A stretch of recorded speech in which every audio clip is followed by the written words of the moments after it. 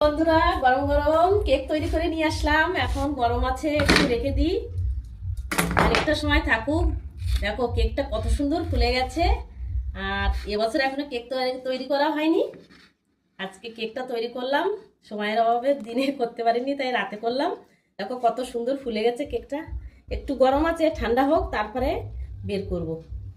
এবার বেশ খানিকটা সময় হয়ে গেছে, ঠান্ডাও অনেকটা হয়ে গেছে। এবার আমি কেকটাকে বের করব। তো দেখা যাক কেমন হচ্ছে।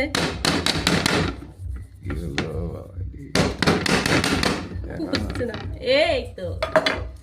বাহ, এই নিচেটা এরকম, মানে আর কি নিচের পিঠটা আর উপরটা এরকম, আর সুন্দর বেশ নরম সফট হয়েছে।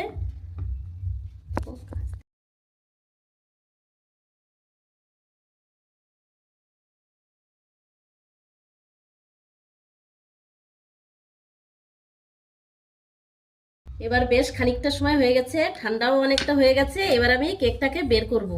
তো দেখা যাক কেমন হচ্ছে। হচ্ছে না, এই তো।